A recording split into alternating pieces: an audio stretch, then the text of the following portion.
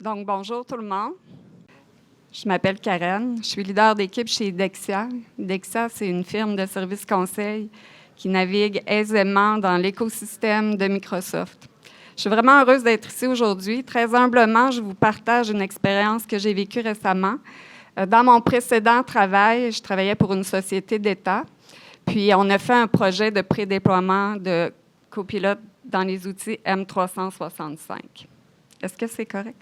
Oui. Okay. On était les premiers dans la fonction publique à faire ce genre de pré-déploiement-là. Donc, on a été suivis de près par Microsoft qui espérait qu'on ait un beau succès puis qu'on devienne un exemple pour la fonction publique.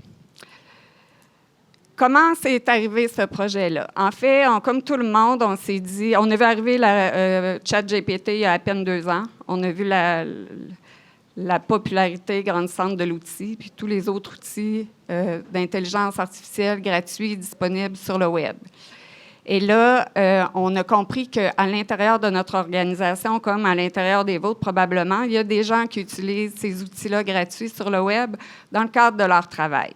Donc ça, c'est bien parce que ça démontre de l'innovation. Mais clairement, il y a quand même des enjeux là, de mettre nos données corporatives à l'externe.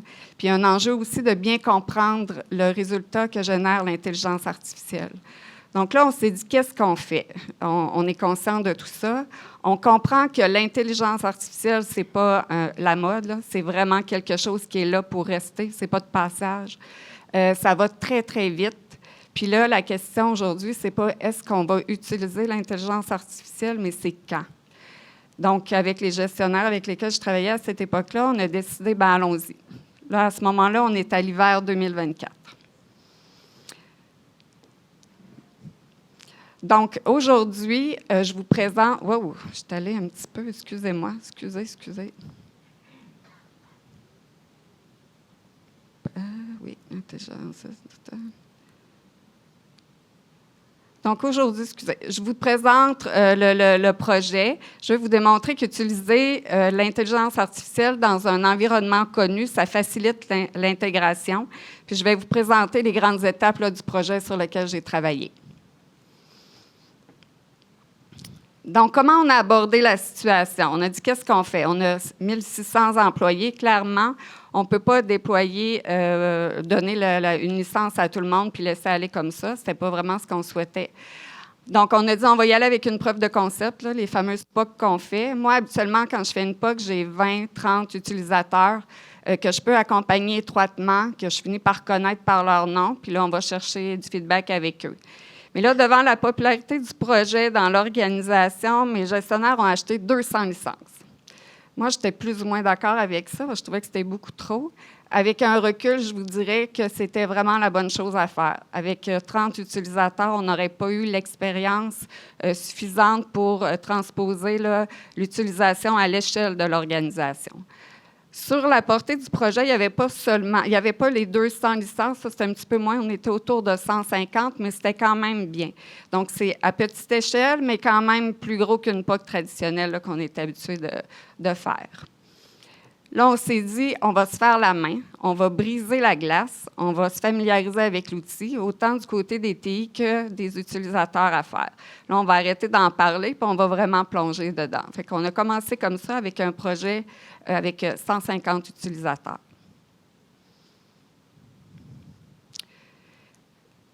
Dans l'univers de Microsoft, on a choisi les Modern Work, les outils que les utilisateurs connaissent très bien. Là, on parle de Teams, on parle de Outlook, Word, Excel, PowerPoint. Donc, vraiment ceux là, qui sont utilisés couramment par chacun des utilisateurs à faire. Donc, on s'est dit, c'est des environnements que nous, on connaît très bien du côté des TI. Donc, on était familiers, on les administre, on les connaît. Nos clients affaires les connaissent également. En plus, c'est des outils qui sont utilisés par tout le monde dans l'organisation. Donc, on s'est dit, si jamais, effectivement, il y a un gain d'efficience, l'organisation va être plus efficiente parce que ce sont des outils qui sont utilisés par tout le monde. Donc, la portée du projet, c'était vraiment de se limiter à ces outils qui sont là. rapidement, je vais juste vous montrer qu'est-ce que ça donne comme expérience. Puis ça nous a rassurés aussi quand on a vu là, qu'est-ce que ça donnait. Quand tu donnes la licence à un utilisateur pour ces outils, les outils qui nous concernaient, en fait, c'est l'icône qui apparaît à différents endroits. Donc, c'est comme une nouvelle fonctionnalité qui apparaît. Donc, l'utilisateur, il n'est pas déstabilisé du tout. À la limite, là, il ne l'utiliserait pas, puis ça ne change rien dans son expérience. Du côté TI, c'est une licence. On donne la licence, puis l'icône apparaît à différents endroits. Donc, d'un côté et de l'autre, on était à l'aise, puis on sentait qu'on allait être mieux, plus confiant d'y aller de cette façon-là.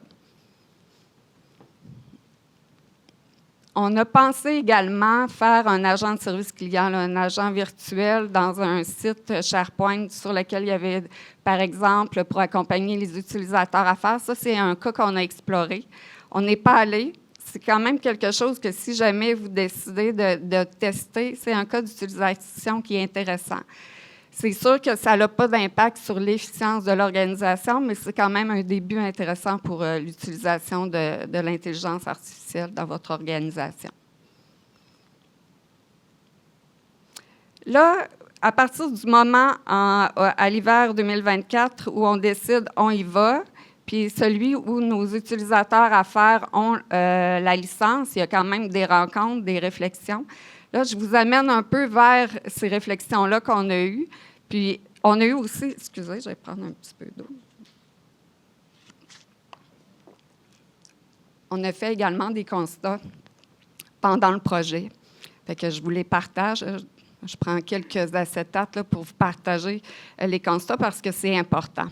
On a dû faire un petit pas en arrière à un moment donné pour comprendre où pour avancer, il fallait comprendre d'où on partait. Je vous ramène en 2020. On est en train d'adopter, plus ou moins tout le monde, le programme d'adoption de Microsoft. Donc, on commence Azure, Exchange. Il y en a certains qui étaient rendus dans les SharePoint Online, d'autres peut-être avec Teams. Donc, on naviguait là-dedans. Et là, tout à coup, est arrivé le contexte de télétravail obligatoire. Peu importe où vous étiez sur la ligne, là, il a fallu aller à la vitesse grand V. Il a fallu déployer pour rendre fonctionnels nos utilisateurs à faire à distance. Donc, on s'est dépêché tout le monde, puis on a réussi, hein, parce qu'on est encore en télétravail. Mais il y a une chose qu'on n'a pas faite, c'est la gestion du changement. Puis on ne l'a pas faite parce qu'on n'avait pas le temps. Puis on ne l'a pas faite aussi peut-être parce qu'à l'époque, ce n'était pas nécessairement une responsabilité qui revenait au TI de faire de la gestion du changement.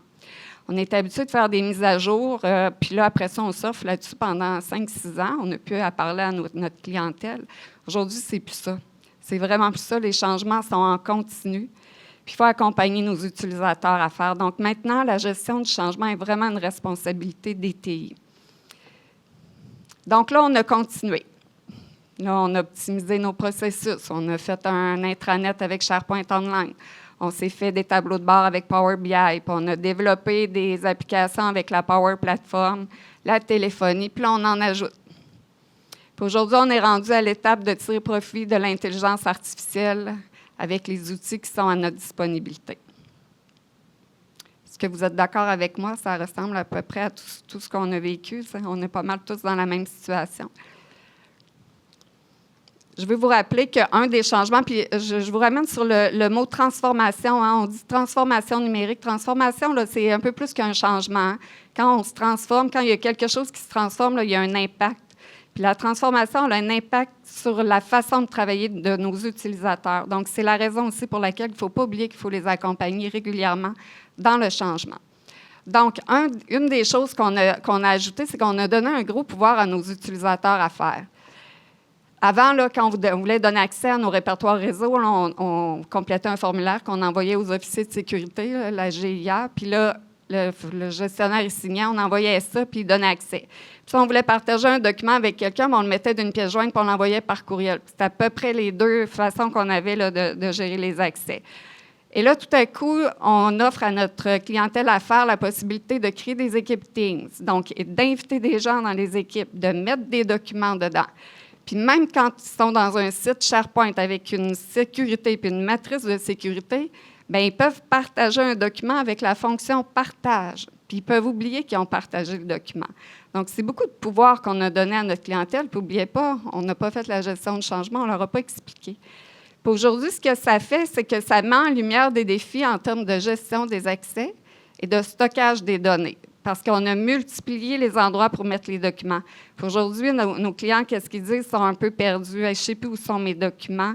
Puis là c'est un peu, après 3-4 ans d'utilisation, là, ils commencent à être mélangés. Je reviens à Copilote. Maintenant, Copilote, lui, comment ça fonctionne quand on l'utilise dans les outils que nous, on avait décidé d'utiliser? C'est qu'il va accéder uniquement aux documents ou à l'information à laquelle vous avez accès. Il n'y a aucune sécurité qui peut être bypassée par Copilote. Donc, Copilote va accéder à une information que vous-même, vous auriez trouvée en effectuant une recherche. Le défi, c'est que Copilote, il va la trouver beaucoup plus rapidement que vous. Puis, ce qui peut arriver, c'est qu'il peut mettre en lumière de l'information à laquelle vous avez accès et que vous ne devriez pas avoir accès. Donc, ça, c'est un enjeu en termes de sécurité. Ce n'est pas l'outil qui vient créer cet enjeu-là, mais il vient peut-être mettre en lumière certains défis en termes d'accès. Mais je vous le dis, il ne faut pas que ce soit un frein. Il ne faut pas arrêter là, puis ne pas avancer dans l'utilisation de l'intelligence artificielle parce qu'il existe des mesures de mitigation qui peuvent vous aider à vous assurer que la gestion des accès est bien faite. Vous pouvez faire des audits, puis je pense que c'est peut-être le moment de le faire. Après 3-4 ans là, de navigation, d'utilisation du cloud et de l'info numérique, je pense qu'on est rendu là, il faut le faire, puis ça devrait être un réflexe et une habitude à prendre. Donc, j'ai fait mon petit contexte. Maintenant, comment on a fait le projet?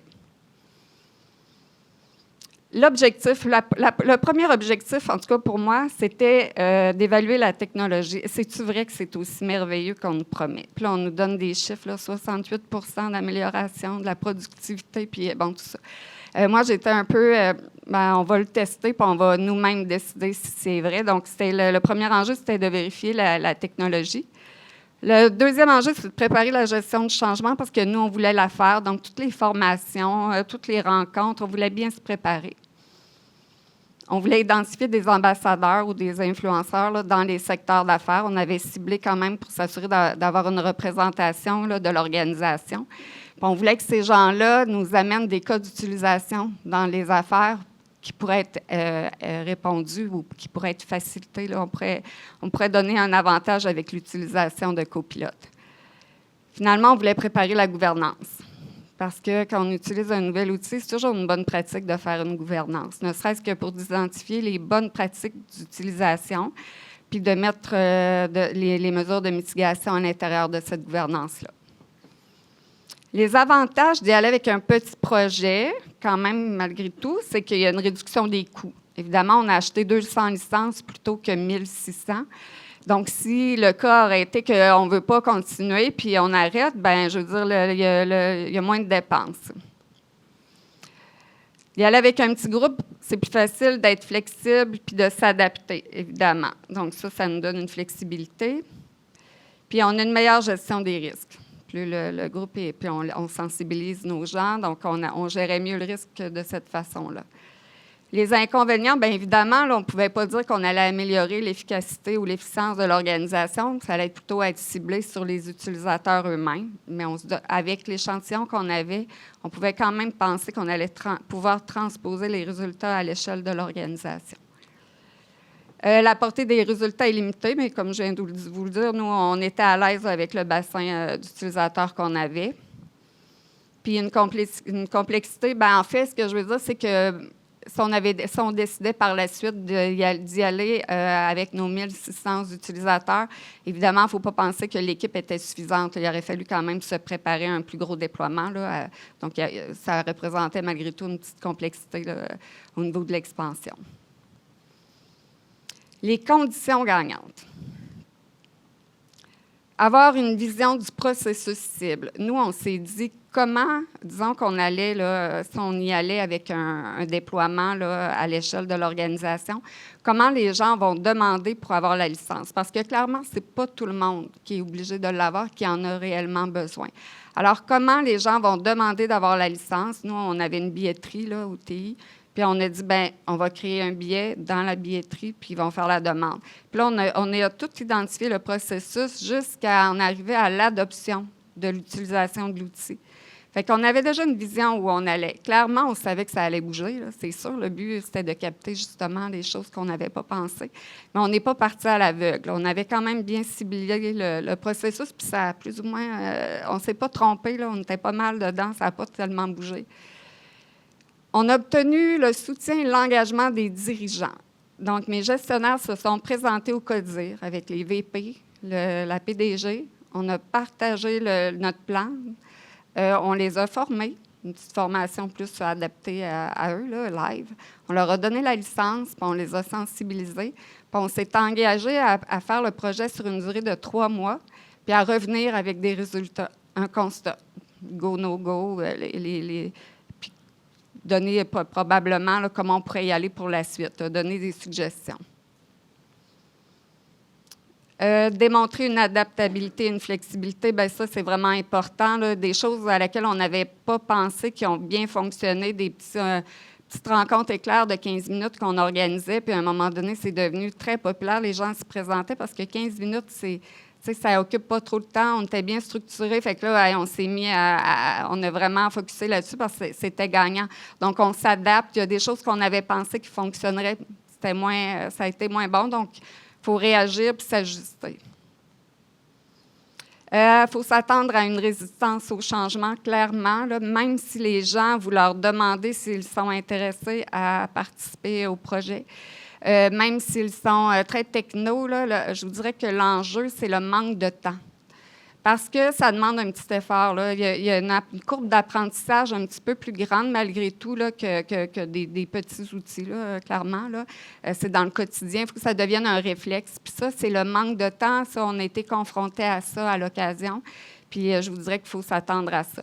En fait, il faut savoir l'enjeu aussi avec l'intelligence artificielle, c'est la requête. Hein? Tout est dans la façon de faire la requête. Puis ça a l'air simple là, de le dire comme ça, mais tout est là. Si quelqu'un n'est pas capable de bien cerner ce qu'il veut puis de bien le formuler, il n'y aura pas les résultats qu'il souhaite. Évidemment, avant de commencer, identifier puis évaluer vos risques. Tu sais, si je ne sais pas combien d'équipes Teams, si vous n'avez pas de groupe dynamique, par exemple, donc il y a peut-être des gens qui ont encore accès, des groupes de sécurité dynamiques, je veux dire, il y a peut-être encore des gens qui ont accès à des choses auxquelles ils ne devraient pas. Donc, connaissez votre environnement avant de commencer pour évaluer les risques. Donc, on a rencontré 2 défis. Le premier, c'était la gestion du changement. Puis l'enjeu, bien, c'est un enjeu d'adoption.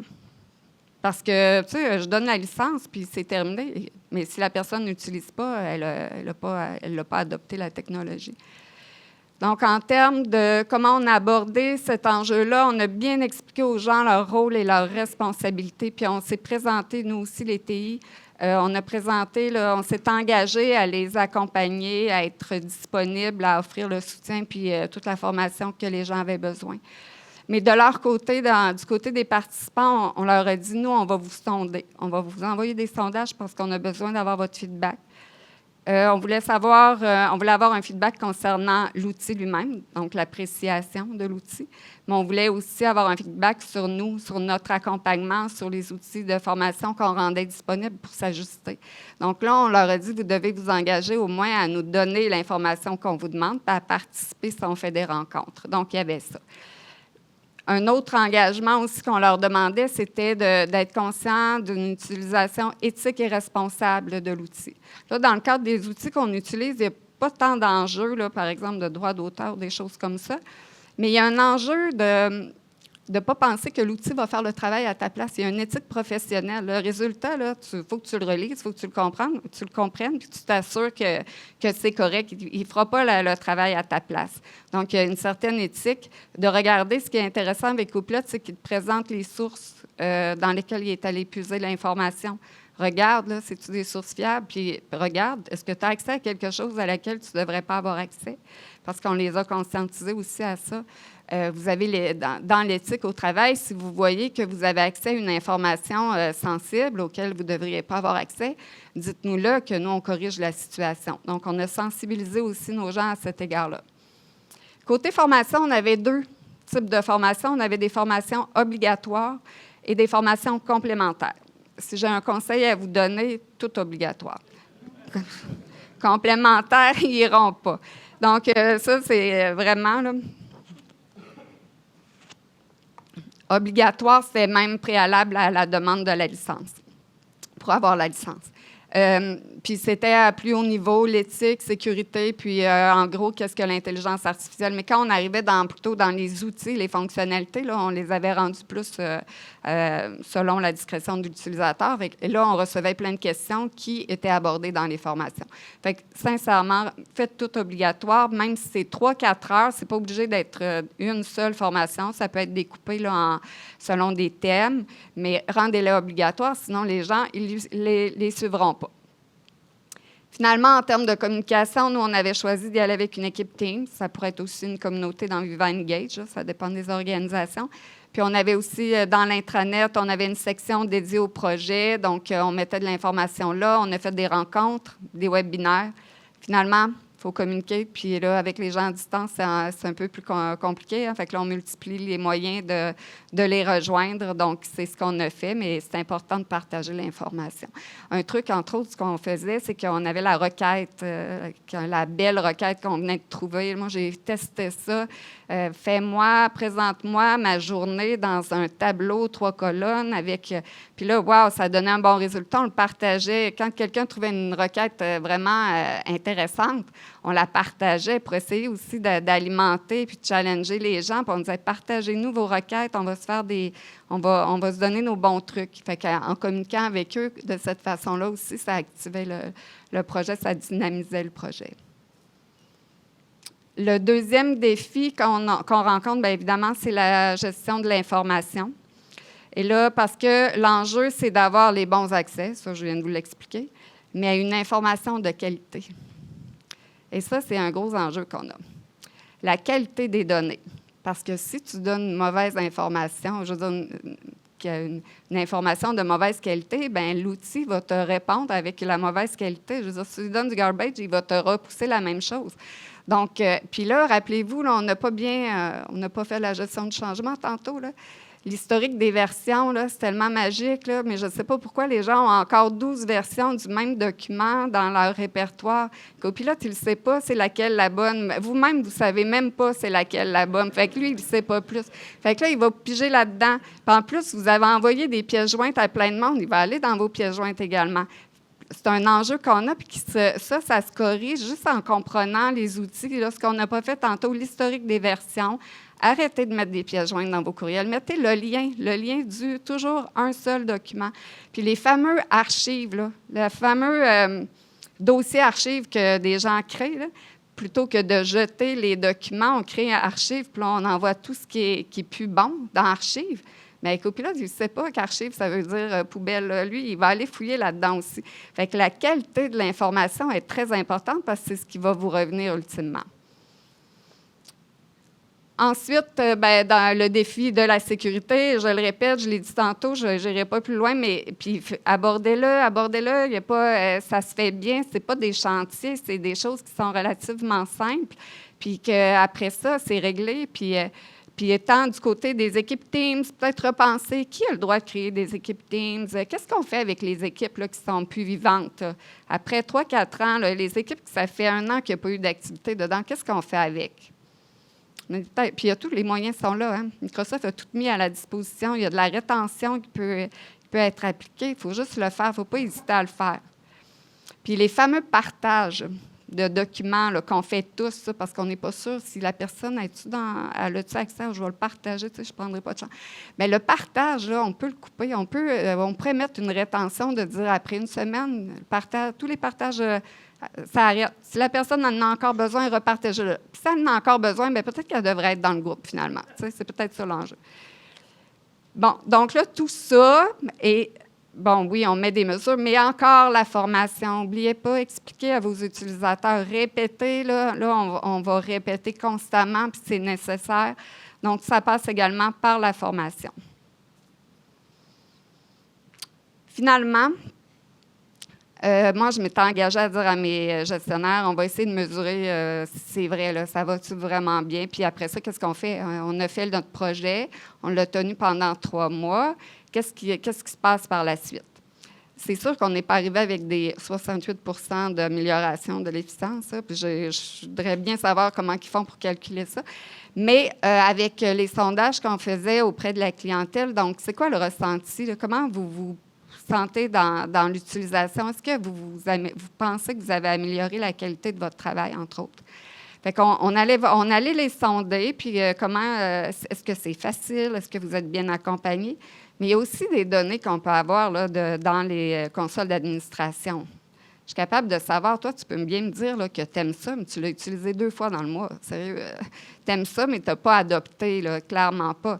J'ai même dit à mes gestionnaires, à un moment donné, on devrait mettre un seuil d'utilisation minimale pour justifier le retour sur investissement. Parce que là, on paye une licence. Si on veut s'assurer dans une saine gestion, à moins que, écoutez, si ce n'est pas important, ça, tant mieux, mais si on veut assurer une saine gestion des ressources financières, donc on met à la disposition un outil, mais si la personne n'utilise pas, bien peut-être qu'on peut donner l'outil à l'autre, tout simplement, c'est pas grave, on repassera une autre fois. Fait que là, on disait, ce serait quoi? Est-ce que 20 fois dans le mois, ça justifie? Est-ce que c'est 30? Ça, c'est une décision qui est un peu personnelle, mais quand même, il faut y penser. On s'est mis un seuil. Nous autres, on disait au moins 30 fois dans le mois, là, pour justifier, pour dire que tu l'as vraiment adopté. Puis si tu adoptes, là, c'est beaucoup plus que 30 fois par mois, parce que je vous le dis, une fois qu'on a embarqué, une fois qu'on a monté la courbe, qu'on a adopté, écoutez, moi, il n'y a pas une réunion que je ne demande pas c'est quoi les points de suivi, qu'est-ce que j'ai à faire, qu'est-ce qui n'a pas été abordé. À la fin d'une rencontre, qu'est-ce qui n'a pas été abordé? Tu sors une idée, tu fais OK, tu le dis devant tout le monde, tu parais vraiment bien. Puis vraiment, tu as sauvé du temps. Fait que honnêtement, 30 fois par mois, si c'est adopté, là, ça va être beaucoup plus que ça. Bref, on a fait un tableau de bord avec Power BI qui s'alimentait justement de nos sondages qui sont plus un peu qualitatifs là, comme information, plus des données qu'on avait dans la console d'administration où là, on était capable vraiment de savoir est-ce qu'ils l'ont utilisé ou pas, entre autres, mais ça va très loin. On peut granuler très, très pointu. On peut même aller, quelle fonctionnalité dans Word est la plus utilisée avec Copilot. Vraiment, on peut aller très loin. Donc, on a fait un tableau de bord qui résumait tout ça. Puis, on l'a présenté à nos gestionnaires pour dire, ben voilà les résultats. Puis, nous, on suggérait de poursuivre. Clairement, ce n'est pas tout le monde qui en a besoin. Ce n'est pas tout le monde qui devrait l'avoir.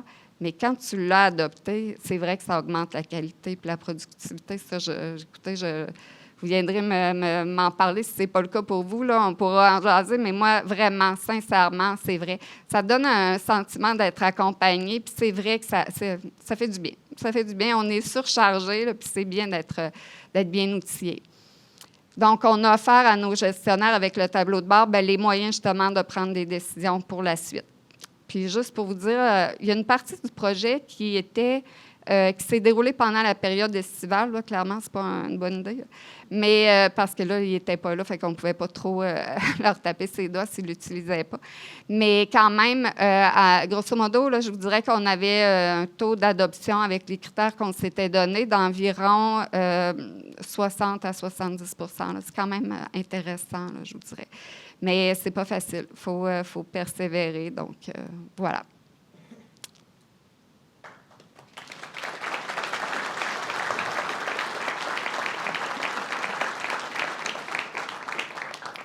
Est-ce que vous avez des questions? Je suis allée peut-être un peu trop vite. J'avais tellement peur de m'en... Oui, allez-y. Tantôt, au tout début, tu as dit, cet outil-là, Copilot, ça aide à la productivité, puis il y a plein de chiffres là-dessus. Puis c'est vrai que c'est pas facile de le faire, pas vraiment faisable. Mais, comment dirais-je, je me demande tout le temps jusqu'où c'est pas quelque chose qui est cool, qui est le fun, qui est agréable, dont nous fait du bien, mais qui, dans les faits, il va avoir le même nombre de personnes pour gérer le même nombre de clients, puis que pour l'entreprise, dans le bottom line, ça ne changera peut-être pas grand-chose. À part que nous coûter plus cher en licence Copilot. Bien, moi, personnellement, ça m'aide. C'est vraiment... Puis ça... Écoutez, Écoutez, pour écrire un courriel, des fois, c'est con. Hein? On peut prendre beaucoup de temps quand on veut bien formuler, on va être sûr. Là. Si tu te fais aider par Copilote, ça va vraiment bien. Je fais des courriels vraiment rapides et efficaces. Ça peut faire de la révision, ça traduit. Juste ça, c'est vraiment les réunions. Sincèrement, moi, je suis régulièrement en réunion. Là, je ne sais pas si vous l'êtes. T'sais, vous demandez de faire le résumé de la réunion, là, vous sauvez du temps. Là. Le temps, c'est quand même de l'argent, on se le dit. Là. Fait que oui, honnêtement, oui. Est-ce que c'est une mode? Clairement pas. Je pense que ça va continuer. Ça fait des choses incroyables. L'agent virtuel que je vous présentais, j'essaie de revenir au début. L'agent virtuel que je vous ai présenté, on ne l'a pas testé là, avec nos utilisateurs à faire, mais clairement, il y a un potentiel. Là. Le CSU, là, Centre de services aux utilisateurs, que les TI, on a souvent là, avec des procédures, comment ils pourraient vraiment gagner en efficience en utilisant un agent virtuel avec l'intelligence, avec Copilote, entre autres. Clairement, les RH. Vraiment, je ne crois pas que c'est une mode. Puis j'étais un peu comme vous, là, au départ. Clairement, non. Mais c'est pas tout le monde qui en a besoin. Mais de toute façon, n'oubliez pas, il y en a qui l'utilisent, les versions gratuites. Ne serait-ce que d'accompagner ces gens-là dans une version corporative encadrée, sécurisée. Il ne faut pas les oublier, ces gens-là. S'ils vont dans les versions gratuites, là, c'est parce qu'ils ont besoin d'innovation. Il y a un besoin d'affaires derrière ça qui n'est pas, pas répondu par les TI. Fait qu'ils vont à l'extérieur. Donc, ces gens-là, il faut aller les chercher. Il faut leur offrir une solution là, qui répond à leurs besoins. Donc, je vous dirais, il faut penser à notre clientèle également. Là. Puis rapidement, le coût de la licence, il y a un retour sur investissement, c'est clair. Là. Je ne suis pas vraiment... Mais encore là, comme je vous dis, ce n'est pas tout le monde. Surveillez. S'ils ne l'utilisent pas, enlevez-leur. Il n'y a pas de perte d'argent. La licence, ça ne coûte rien. Vous leur avez enlevé. S'ils ne l'utilisent pas, enlevez-leur. Ce n'est pas d'être trop restrictif. C'est juste de dire, écoute, c'est pas grave, tu n'es pas prêt, tu n'es pas rendu là, on repassera, c'est pas grave. Oui?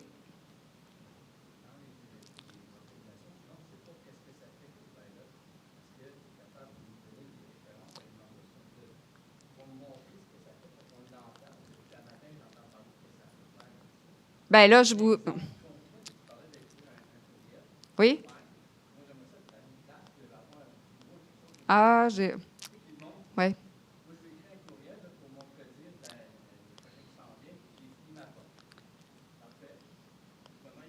J'essaie de revenir en arrière. Là. Je vous avais montré des images. Oui, ouais, mais...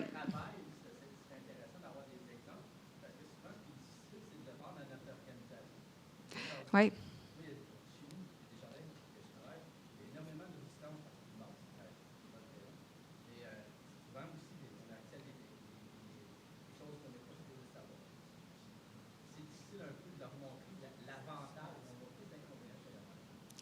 Oui, bien, les inconvénients, c'est quoi?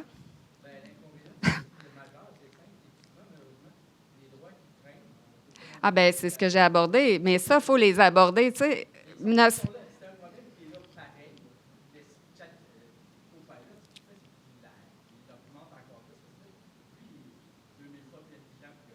Bien, c'est ça.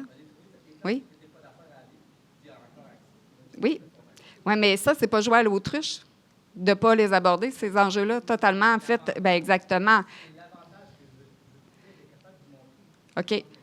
Bien, moi, je vous parle dans la portée là, des outils qu'on a utilisés. Moi, je l'ai utilisé plus. Ça fait 6 mois, peut-être, je l'utilise avec l'équipe. Mais on était 3 mois là, avec notre clientèle à faire. Puis là, je vous ai montré, je ne pensais pas aller dans ce... Mais par exemple, dans PowerPoint, tu lui donnes un document Word, tu lui dis « Fais-moi un PowerPoint », puis il va te le faire. Non, totalement. Là. Écoute, je pourrais... là, à côté, c'est Outlook. Tu peux partir... ce que j'ai mis, l'image du haut, c'est des brouillons. Ou il peut te coacher. Il peut te coacher, puis tu peux dire, donne un ton plus solennel, donne un ton plus relaxé. Puis il va vraiment s'ajuster. Sincèrement, là, c'est surprenant. Tu reçois, tu peux lui demander, résume-moi les courriels que j'ai reçus aujourd'hui. En point de forme, il va te les donner. Tu sais, dans les réunions, les fameuses réunions, ce que j'ai dit tantôt, là, résume-moi la rencontre. Il m'a résume. Je prends ça, j'envoie ça dans ton OneNote ou peu importe, dans une équipe, là, il va résumer ma rencontre. Je n'ai pas besoin de faire mon résumé. Ben oui, je pourrais t'en nommer d'autres, là, plein. Là, dans Teams, tu fais tes recherches. Honnêtement, là, je ne sais pas, j'aimerais ça dans 2 ans qu'on se reparle des moteurs de recherche. Tu sais, Google, tu sais, Chrome, là, honnêtement, tu sais, là, je suis tout le temps là-dedans. Là, je ne sors pas tu sais, je suis dans Teams. Je lui demande, présente-moi... tu peux lui demander de présenter tes courriels, puis ceux qui ont une autre... écoute, on a une requête, on avait trouvé l'équipe, puis on me faisait mettre dans le cadran avec ce qui est important puis ce qui est urgent, là. Ils nous plaçaient nos courriels dans... non, ça peut aller très loin. C'est pas parfait, par exemple. Des fois, ça n'a aucun sens, mais d'autres fois, c'est vraiment... Vraiment. Ça va vite. Ça a tellement bougé. Excel, au début, c'était moyen. Au mois de mai, là, moyen. Là, ça fait vraiment... tu sais, il fait tes formules. Non, c'est... oui.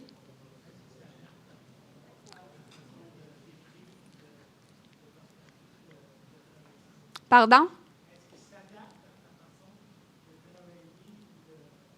Est-ce qu'il s'habitue? Ça, écoutez, on s'est posé la question. Est-ce qu'il s'habitue? J'oserais pas répondre. Je pense pas que... Non. Mais probablement que nous, on modifie nos requêtes, puis là, c'est nous qui s'adaptons à... Puis on finit par avoir les résultats qu'on souhaite. C'est drôle, une fois, j'étais avec mon collègue qui était assis à côté de moi, puis on cherchait la même chose. Puis moi, lui, il arrêtait pas de me dire que c'était pas bon, bien il sait ça. Puis moi, j'ai fait une requête, puis ça a sorti, puis là, on a comparé. Puis j'ai dit, mais je comprends même pas, qu'est-ce que tu veux, tu sais, pense que le copilote va comprendre. Fait que c'était ça aussi, là.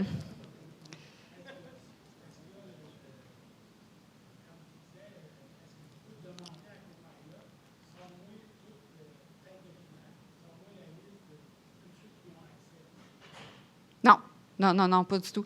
Puis, sors-moi les documents, je sais. Il faut vraiment que tu lui poses une question. Pensez là, que vous parlez, c'est plus Google, c'est pas vous parlez à, pas un humain, mais tu sais, imaginez que vous parlez à un humain, fait que vous mettez le contexte puis la requête, vraiment. Sors-moi les documents, c'est pas de la recherche, tu sais, tant qu'à ça, prenez le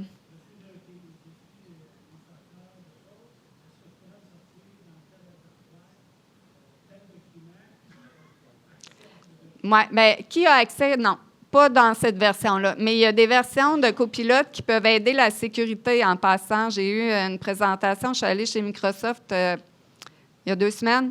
Puis au niveau sécurité, Copilote peut être très aidant. Là, je ne m'embarquerai pas là-dedans parce que ce n'était pas dans la portée de mon projet. Il peut être très aidant, mais là, je vous dirais, appelez-nous, on va s'en reparler après. Mais oui, ça peut vraiment aider. Oui? Oui. Oui. Oui. Oui. Oui. Puis tu peux même dire, résume-moi, tu sais, tu pars en vacances, résume-moi les conversations qui ont été discutées pendant que j'étais absent, là, puis va te faire des points de forme. Non, il faut... En fait, c'est qu'on manque d'idées, tu sais, de ce qu'il peut faire. Il faut s'alimenter. C'est pour ça qu'on se partage les trucs, parce que des fois, ah, mon Dieu, je n'avais pas pensé, tu sais. Mais mon collègue, lui, il voulait faire sa mise en forme. Lui, il avait dans la tête que c'était comme son agent de soutien. Je dis non, c'est pas ça. Il va générer des réponses. Mets-moi en forme ma présentation PowerPoint, là, ça, c'est pas bon. Il faut gérer nos attentes aussi, là, quand même. Oui.